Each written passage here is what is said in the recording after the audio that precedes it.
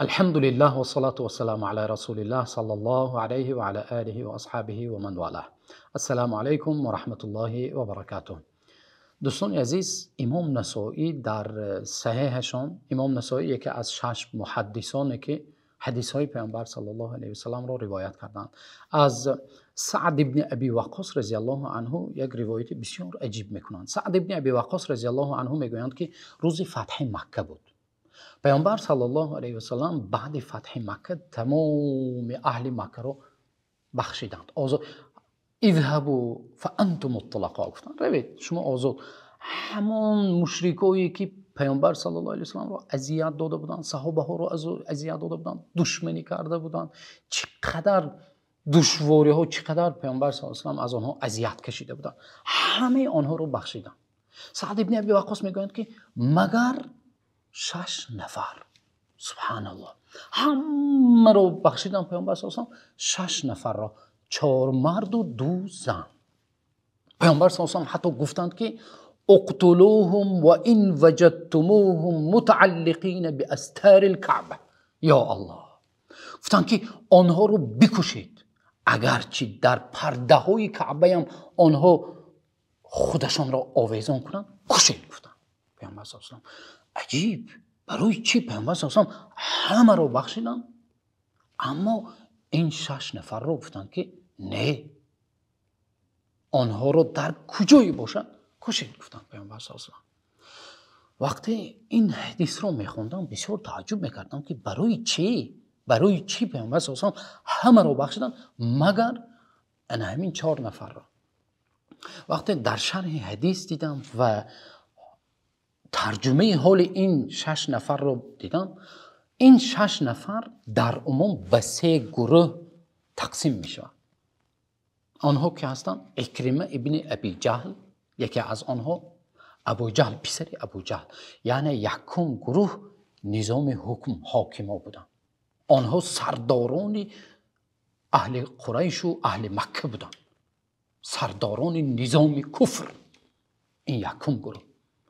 دوم گروه اوباشا، یکی از آنها مثلا مخیاس ابن سبابه، مثلا یک نفری که مثلا دادرش کشته می شود، خطا، یک صحابه خطا کرده دادرش رو میکشد و به نزد پیامبر صلی الله علیه و سلم آمده من مسلمان شدم، گفته نفاقا منافق شده، در داخلش کفر بود، ظاهرا میگه که من مسلمان شدم، میگه دیه خونپولی دادرم را طلب میکنم.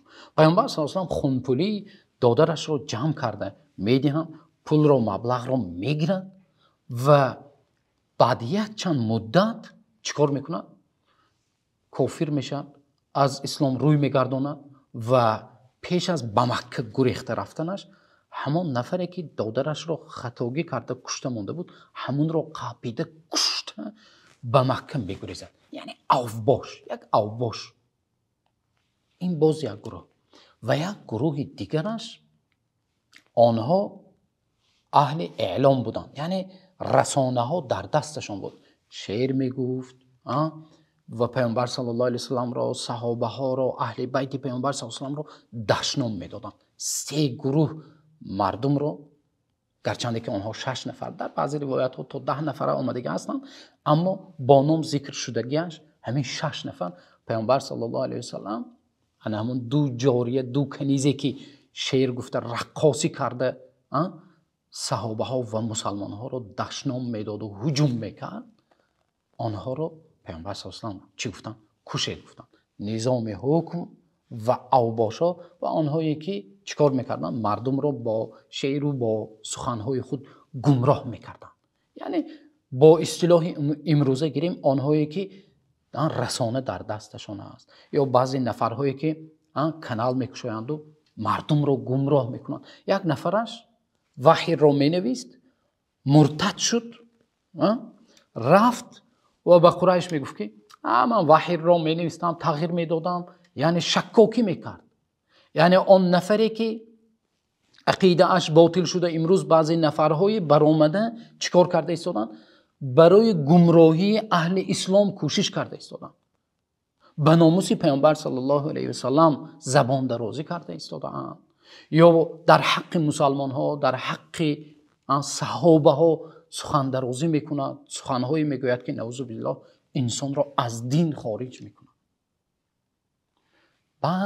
بعد ترجمه حال آنها را خواندن و بعد فهمیدم که برای چی پیامبر صلی الله علیه و سلم این گونه نفرها رو چی گفتن؟ در کعبه آوردن به قتل برسانید گفتن. واقعا 2 نفر آنها به قتل رسانیده میشود و یک تاش را که همراه عثمان ابن عفان رضی الله عنه از یک مادر شیر نوشیده بود، برادری رضاعتی عثمان بود، به خانه عثمان پنهان میشود و عثمان رضی الله عنه او را گرفته به نزد پیامبر صلی الله علیه و سلم میبرند. پیامبر صلی الله علیه و سلم وقتی تمام اهل مکه آمده با پیامبر صلی الله علیه و سلم بیعت میکند و او نیز با پیامبر صلی الله علیه و سلم بیعت کردنی میشود. عثمان میگن یا رسول الله همراه او بیعت کنید، او را اسلامش را قبول کنید. پیامبر صلی الله علیه و سلم سر میبردند، سرشان را میفرورند. دویم بار طلب میکنند، باز هم نگاه میکنند، باز رویشان را میگردانند. 3 بار پیامبر صلی الله علیه و سلم از او روی گرداندند. وقتی 3م بار عثمان رضی الله عنه خواهش کردند که بیعت کنند، پیامبر صلی الله علیه و سلم بیعت کردند. بعد رفتنش پیامبر صلی الله علیه و سلم گفتند اما کان فیکم رجل رشید، از بین شما یک انسان عاقل پیدا نشد که سر زنتمون رو دیدید که 3 مراتب من گرداندم و سرسخت را برای چی نه؟ صحابه گفتن که یا رسول الله ما نفهمیدیم. یک چشمک میزدید، با یک چشمتون اشاره میکرده همین که پیامبر صلی الله علیه و سلم گفتن که نه هرگز ما کان لنبی ان یکون له خائنة اعین، هرگز چشم پیامبر، یگان نبی یگان پیامبر چشم خیانتکار نداشت و من هم نمیتونم که با چشمم اشاره کنم. از همین کاری که من کردم شما باید میفهمیدید و او رو سر میزدید. ولی شدگی کار شد، گفتی گپ ها و پیامبر صلی الله علیه و سلم بیعت کردن. خلاصه معلوم میشود که در جامعه بعضی نفرها هستند که مثل یک ورم خبیث، تصور کنید یک انسان یک عضوش ورم خبیث سرطان شده است یا گفتی گپ ها کسل رگ شده است، باید عملیه کند، باید یک اپراتسی کرده و یک تازه کرده بریده پرتفتن در کار.